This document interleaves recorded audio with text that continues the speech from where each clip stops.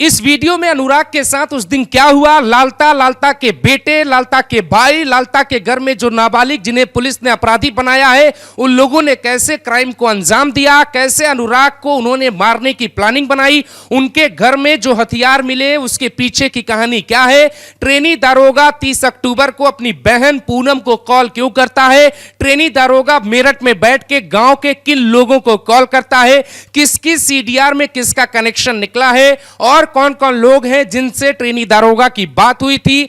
लालता की पूरी कहानी हमारे पास आ चुकी है।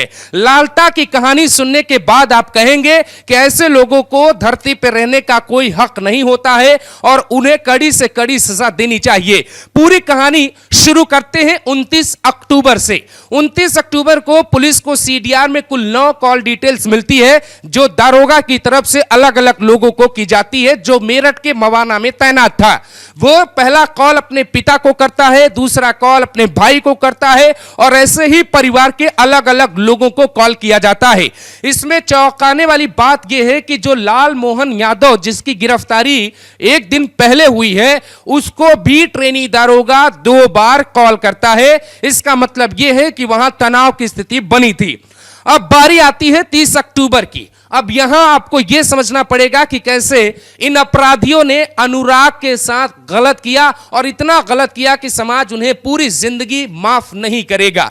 पुलिस की जांच में यह पता चला है कि लालता का जो मकान है वो पूरी तरह से अवैध पाया गया है और उस पर बुलडोजर की कार्रवाई होगी। पुलिस की जांच में यह भी पता चला है कि लालता जिस जगह पे अपना घर बना रहा था उसके आसपास बाकी के परिवारों से कोई भी ऐसा परिवार नहीं था जिसके साथ उनका सामाजिक रिश्ता हो और यही कारण है कि लालता ने जो सोचा उसे अंजाम देने के लिए हथियारों का भंडार अपने घर में जमा कर लिया और वहीं से अनुराग पर हमले की तैयारी बनी। यहां पे कई सवाल खड़े होते हैं। पहला सवाल यह कि इतनी भारी संख्या में हथियार क्यों जमा किए गए, दूसरा सवाल यह कि क्या बहुत पहले से तैयारी थी, तीसरा सवाल यह कि बहन को कॉल ट्रेनी दारोगा ने क्यों किया था तो बहन की गिरफ्तारी क्यों नहीं हुई, चौथा सवाल यह कि गांव के किन किन लोगों को कॉल किया गया था और पांचवा सवाल यह कि उस दिन सुबह आखिर हुआ क्या था।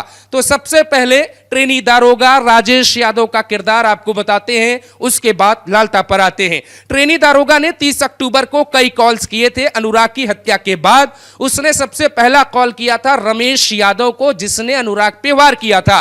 रमेश को ट्रेनी दारोगा ने कुल 3 कॉल किए थे। 2 कॉल वो तभी कर रहा था घटना के कुछ मिनट बाद ही और जबकि एक कॉल पे बात उसकी तब हुई थी जब वो लखनऊ पहुंच गया था रमेश यादव जहां पे उसने सरेंडर किया था। सरेंडर करने से पहले ट्रेनी दारोगा राजेश यादव ने उसे कुछ बताया था, क्या बताया था इसकी जानकारी हमारे पास नहीं है। इसके अलावा ट्रेनी दारोगा राजेश यादव अपने पिता लालता यादव को भी कॉल करता है और लालता यादव को कॉल करके बात करने की कोशिश करता है हत्या के बाद, लेकिन उसकी बातचीत नहीं हो पाती है उस वक्त, लेकिन हत्या के पहले बात हुई है ऐसी जानकारी सीडीआर रिपोर्ट से निकलकर आती है। 30 अक्टूबर को घटना घट जाने के बाद वो अपनी बहन पूनम यादव को भी कॉल करता है जिनकी शादी हो चुकी है और इस केस में क्या उनका कोई एंगल है, पुलिस इस मामले पर भी जांच कर रही है, हालांकि अभी उनकी गिरफ्तारी नहीं हुई है। इसके अलावा वो घटना के बाद लाल मोहन यादव को भी कॉल करता है और उससे भी बातचीत करता है। इसके अलावा जो नाबालिग है उससे भी बातचीत की खबर है। सीडीआर रिपोर्ट में ट्रेनी दारोगा ने उन दोनों से भी बात की है। लालता यादव के बारे में आप कितना जानते हैं यह भी आपके लिए जरूरी है। क्या आपके आसपास कोई लालता यादव जैसा व्यक्ति रहता है जो समाज के लिए खतरनाक हो सकता है? पुलिस ने जब लालता को गिरफ्तार किया तो पुलिस को जानकारी मिली कि यह व्यक्ति कम बोलता है लेकिन दिमाग का बहुत तेज है, शातिर है और बहुत कुंठित विचारधारा का है, घमंडी है और यह बदले का भाव पालने वाला व्यक्ति है। लालता यादव इस पूरे मामले में मुख्य साजिशकर्ता पुलिस द्वारा बनाए जा सकते हैं। लालता ने ही पूरे क्राइम को रचने की कोशिश की। लालता यादव को यह बात पता थी कि उसके घर में हथियार रखे गए हैं। लालता को यह भी पता था कि कुछ नई कुल्हाड़ी मंगाई गई है, कुछ नए पूर्वांचल में जिन्हें हसिया बोलते हैं उनको भी मंगाया गया है, कुछ नए तलवार मंगाए गए हैं और 2 अवैध रिवॉल्वर मंगाए गए हैं। इसमें कुछ हथौड़े भी पुलिस को प्राप्त हुए हैं। इसीलिए जब पुलिस के लोग उसके घर से हथियारों को जब्त करके लेकर जा रहे थे, उनका वजन ज्यादा था क्योंकि उसमें कई कुल्हाड़ी थी और कई तलवार थे, 2 रिवॉल्वर थे, इसके अलावा कई और औजार थे जो हमले के दौरान इस्तेमाल किए जा सकते हैं। तो सवाल यह है कि क्या यह सब इसलिए इकट्ठा किया गया था ताकि अनुराग यादव को सुनियोजित तरीके से मारा जा सके? हमने यह भी सवाल पूछा तो हमें जो जानकारी मिली अब आप वो सुनिए। लालता यादव के परिवार का पड़ोसियों से रिश्ता था ही नहीं। आसपास के जितने मकान हैं उसका 36 का आंकड़ा था। यही कारण है कि वो इस गुमान में तो जरूर था कि गांव का सबसे ऊंचा मकान बना लेंगे, लेकिन उसे यह गलतफहमी हो गई कि रिश्ते जब खराब होते हैं तो मिट्टी में मिल जाने में वक्त नहीं लगता है। लालता यादव ने पूरे अपराध में इस बात पे परिवार को आदेश दिया कि कोई भी आपकी तरफ आंख उठा के देखता है तो आप उसकी जान ले लीजिए। और यही सब कुछ उस दिन भी होता है। कहानियां तो कई गढ़ी जाती हैं, लेकिन पुलिस विभाग में जो चर्चा है वो चर्चा ये है कि सुबह सुबह की बात है, वो जो रास्ता अनुराग यादव के घर की तरफ जाता है, उस रास्ते में कुछ ईंट के टुकड़े पड़े हुए थे जिसे अनुराग साफ कर रहा था और अनुराग को देखकर लालता का परिवार घर में घुसता है और वहां पे प्लानिंग बनती है। उसके परिवार से लालमोहन यादव, लालता यादव खुद जो झारखंड में नौकरी करता था, 2 करोड़ रुपए लेकर रिटायर्ड हुआ था, उसके अलावा उसका बेटा रमेश और 2 जो नाबालिग अपराधी हैं उन सभी ने हथियार उठाए और हथियार उठा के बाहर आए। कोई बहस नहीं होती है, अनुराग पे सीधा वार किया जाता है और एक ही झटके में अनुराग की जान चली जाती है। उसके बाद इन अपराधियों ने इतने शातिर तरीके से बचने की कोशिश की कि इनको कोई वहां पे पकड़ भी नहीं पाया। लालता उसी कमरे में बंद हो जाता है। पुलिस पूछताछ करती है तो बताता है कि बाहर निकलने पे लोग मुझे मार देते, इसलिए मैं घर के भीतर ही बंद था। रमेश लखनऊ जाके सरेंडर कर देता है और बाकी अपराधियों को पुलिस पकड़ लेती है। सबसे बड़ी बात यह है कि लालता ही इस पूरे क्राइम की मुख्य वजह है। लालता ने ही अपने बच्चों को कहा कि आप बदले की भावना को पालिए। लालता ने ही कहा कि पैसे का गुमान क्या होता है। लालता ने ही समझाया कि अनुराग को कैसे मारा जाना है। लालता ने ही रची कहानी हथियार कैसे जमा किया जाता है। लालता के कहने पे ही रमेश ने अनुराग के सिर पे वार किया है। इस लालता को पुलिस कब तक जिंदा रखेगी, लोग ये जानना चाहते हैं। लालता जैसे लोग समाज में बहुत हैं। अब समझने वाली बात यह है कि जो व्यक्ति पूरी जिंदगी झारखंड में नौकरी कर रहा था, यहां आलीशान मकान बनवा रहा था, वो आखिर क्यों इकलौते चिराग को बुझाना चाहता था? दोस्तों, गांव में आमतौर पे कहा जाता है कि इकलौता लड़का है, मार दो कहानी खत्म हो जाएगी। लालता की एकमात्र यही सोच थी, जिसके कारण निशाना सिर्फ अनुराग पर लगाया गया। ट्रेनी दारोगा के खिलाफ इतने साक्ष्य मिले हैं कि उसकी नौकरी जाने वाली है और वो हमेशा के लिए नौकरी से सेवा मुक्त किया जा सकता है।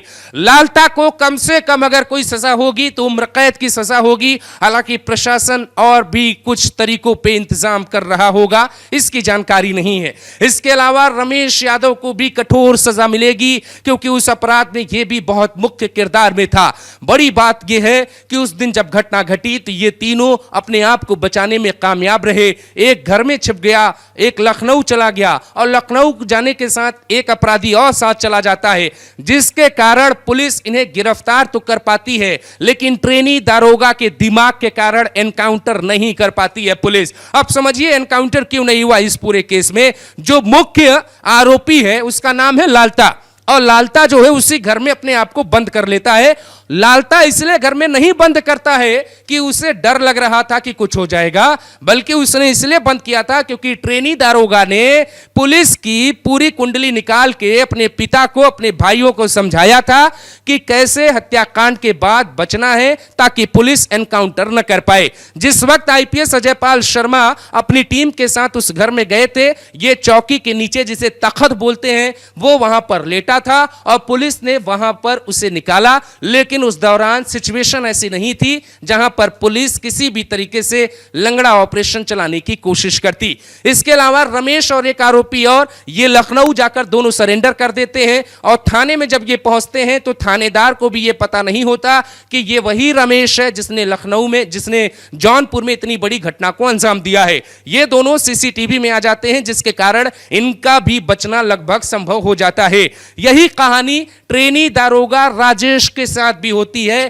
ट्रेनी दारोगा से पूछा जाता है कि तुमने इस केस में क्या क्या किया है, तो पहले वो बचने की कोशिश करता है, कहानियां सुनाता है, कहता है कि हमने बात की है, लेकिन पुलिस ने सीडीआर रिपोर्ट में टाइमिंग को पकड़ा और टाइमिंग से ये पकड़ा गया कि ये दारोगा भी इस पूरे केस में शामिल है।